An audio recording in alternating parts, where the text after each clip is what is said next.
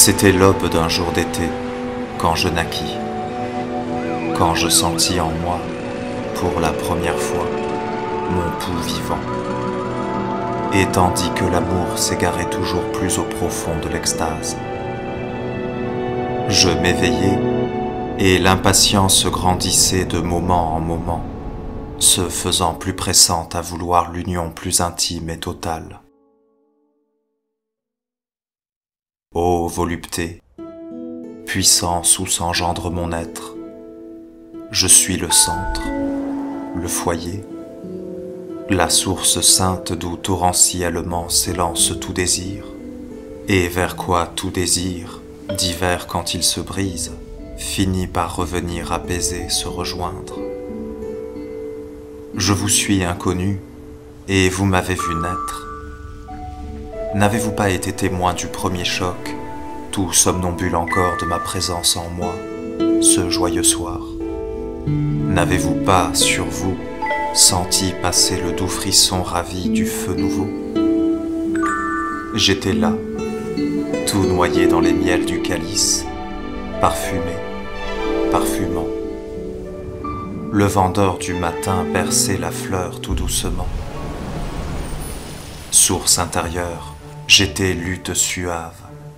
À travers et sur moi, tout ruisselait et m'élevait exquisement. Puis un premier pollen vint choir sur le pistil. Le baiser, songez-y, quand on sortit de table, refluant tout à coup dans mes émanations.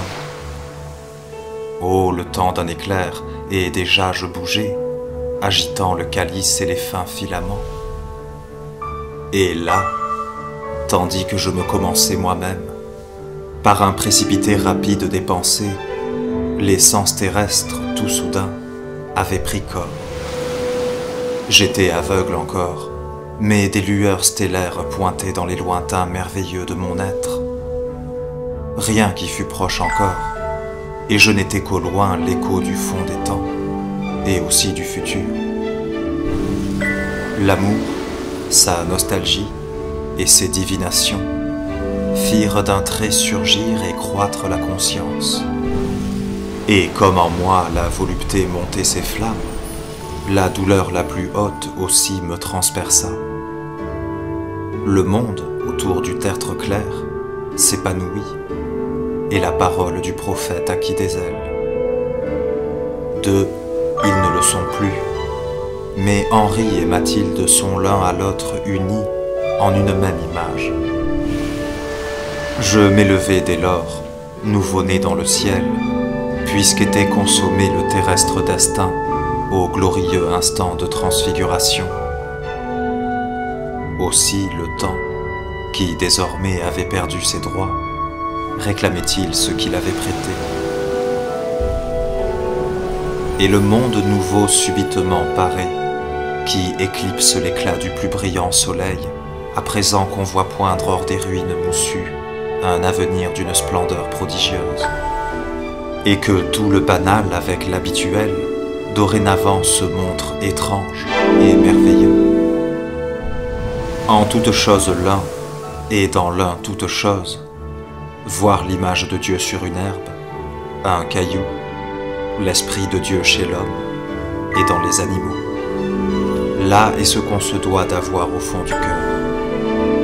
Rien n'est plus commandé par le temps ni l'espace. Le futur est ici présent dans le passé. Le voici donc ouvert, le règne de l'amour, et fable qui commence d'enfiler les jours. Le jeu initial inaugure tout être. Chacun songe et se tend aux puissances du Verbe. Ainsi est-il que la grande âme universelle, immensément partout, vit et s'épanouit. Tout se doit prendre l'un dans l'autre en cohérence, et l'un par l'autre chacun doit croître et mûrir.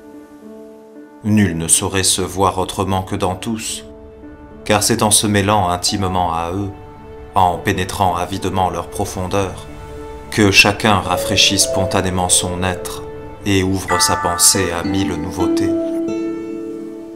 Le monde se fait rêve, et rêver devient monde. Ce qu'on croyait en fait être arrivé déjà on peut le voir de loin, qui seulement s'avance. L'imaginaire est libre et peut vivre à sa guise. Il peut régner enfin et tisser ce qu'il veut, voilant ici, découvrant là certaines choses, et puis s'évaporant, léger, dans sa magie. La souffrance et la volupté, la mort, la vie, sont ici en rapport parfait de sympathie. Jamais de sa blessure il ne saurait guérir, celui qui s'est voué au plus sublime amour. Il faut, dans la douleur, que le bandeau s'arrache, le bandeau refermé sur l'œil intérieur, et que soit orphelin un jour le cœur fidèle, avant que de quitter ce monde de tristesse. Le corps va se défaire et fondre dans les larmes. Le monde en son entier devient un grand tombeau, où le cœur, qui se brûle au feu suppliciant de son désir, ne viendra retomber qu'ensemble.